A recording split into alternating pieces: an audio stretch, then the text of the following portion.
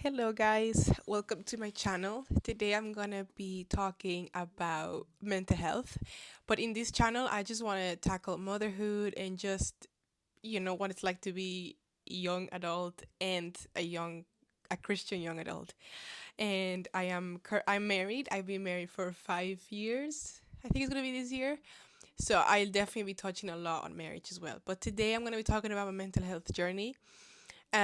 So basically, I gave birth last year to our baby girl, our first baby, praise God. And I had been struggling with mental health for years now, since 2020, really. That's when it got really bad. I feel like before that, I wasn't really aware of mental health, if that makes sense.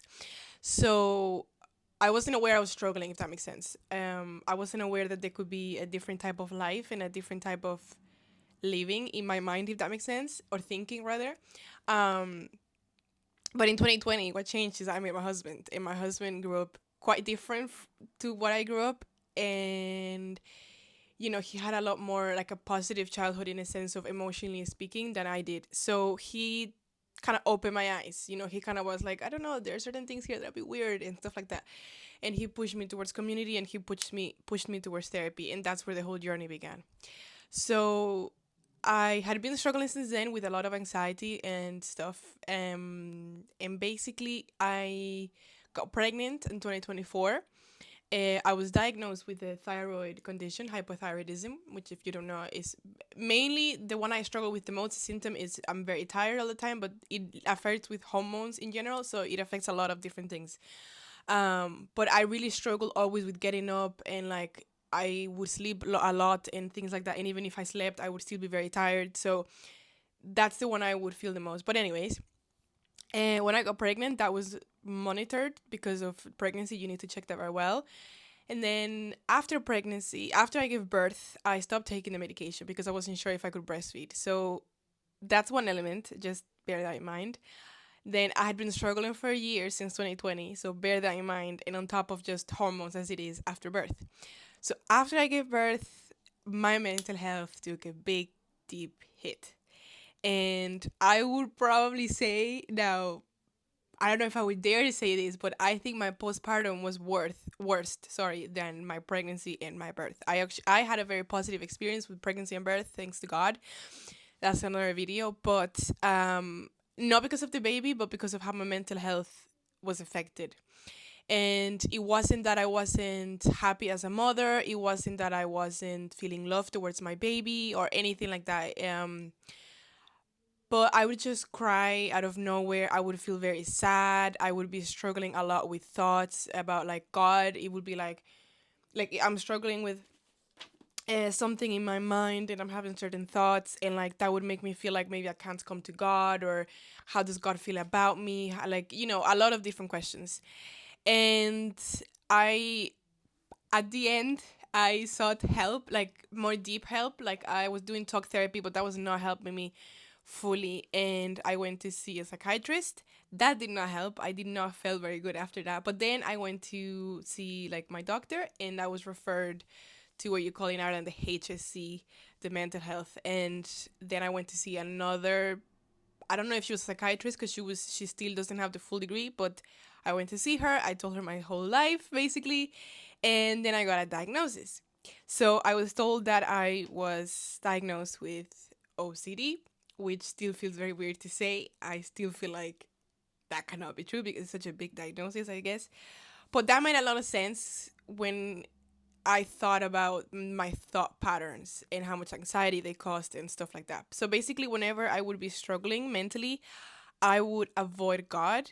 And but then that makes you feel worse because it's like, okay, why are you not praying? Like, do you not love God and things like that? And it was a very hard season, guys. To be honest, I reached a point, the lowest I've reached in my entire life, and it's not the first time I've struggled mentally. Um, where I got to the point where I was like, I feel like I've wasted my entire life, kind of like feeling like my life was a waste, and almost like wishing I hadn't been born at all, because in my mind I was like, what's the point of living if I'm gonna live like this? If my mind is just gonna be racing like this and it just won't stop, and just being constantly confused and constantly doubting and constantly wondering if God is, how God feels about me. Like, okay, is he angry at me? Like, how do I handle prayer? Is he happy? Like, just a lot of different thoughts. And even though I love my Christianity, I've truly enjoyed my faith and I still enjoy it. A lot of times, because of all those questions, it made it miserable. It made my walk quite hard. And I knew that God didn't want me to live like that, but I couldn't help feeling and thinking that way. And that's why I want to talk about this, because God has been so good throughout this journey. Like I said, I've never reached that point in my life where I've wished I hadn't been born, where I've got to the point where I genuinely felt like this is a serious. I believed with my entire heart that my life was a waste, that I had wasted my entire life, that I did not want to keep living that way.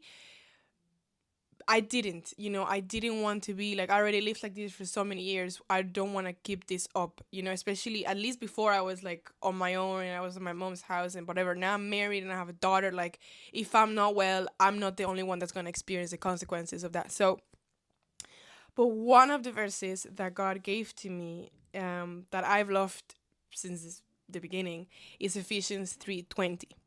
And it says, "Now all glory to God who is able, through his mighty power at work within us, to accomplish infinitely more than we might ask or think." And the reason why that verse really hits me is because it gave me hope. Hope that even though right now, specifically now I'm more hopeful, I'm a lot better, but back then it's the only thing that gave me hope that maybe that wasn't the end. I kept thinking, okay, maybe this is like the really dark time, in like movies, or it just, you hear stories where it gets really, really, really bad and then suddenly things start to change and it gets better and there's a breakthrough. I'm like, okay, maybe this is like the really midnight dark, like maybe this is like the worst of the worst before the healing begins. And which I think I was right, because things are a lot better now. But it's the only thing I had. It's the fact that God could somehow do far more than I could ever think or ask him. And I have seen that in my life, because I've seen the things that he has blessed me with, and I'm not talking about materialistic things. Um, so I know he can do it, like the way he has blessed me with my wonderful husband and my baby, and just this life that we have together that I never thought I would ever have, especially this young. So I knew he could do it. And it was genuinely the only thing keeping me hoping that I will make it. That somehow his power will work within me and that would lead to something that I could never expect, I could have never asked for to happen. And I'm not talking about anything materialistic again. I'm just talking about mentally, just being better mentally. And maybe this is a cross I'll have to carry for the rest of my life, but that I would be able to at least quiet my mind, like that it could just stop, or that I just, you need to experience it, but it's just insane, how sometimes it felt so, there was so much going on mentally that I genuinely felt my brain hurting. Like my mind felt heavy, my brain hurted. Like I just, it was awful. It was awful. And I still some days have those times, but that just gave me the hope that he can do what I can never imagine. And I just want to encourage you with this, that no matter how dark it is, trust me, no matter how hopeless you feel, trust and hold on to this word, that he can do far more abundantly you've ever asked or think of through his power work within you. And I'll give you an example of how I seen his power work within me. I was I was struggling to, I don't want to be specific about the things I'm struggling with mentally, but I was struggling to kind of go back to, I guess, the compulsion that I do. And right when I was doing it, I got a thought, and the thought was like, let's do something else. Let's like read the Bible, or I was with my daughter alone. So I was like, okay, let's just maybe play with your baby or whatever. And by God's grace and God's grace alone, I was able to put down put a Christian song, and I put it on speaker, and then I started drawing with my daughter, and that just brought me back to the present. And that was God's power at work within me, giving me the strength to get away from what I was doing and be able to focus on the present, which was going to allow me to not, get crazy in my head, and be with him. I've been there are times where I've felt very low, and I've had a thought being like, okay, let's read the Bible, let's journal. And that's God. That's God at work within you. So those little things, that is God calling you to him. And it's just how gracious he's been. So I just want to encourage you guys. I don't want to keep this too long, but believe that he can do far more abundantly you've ever thought of. Like, trust me, it doesn't matter how hopeless you feel, he's there. Just hope.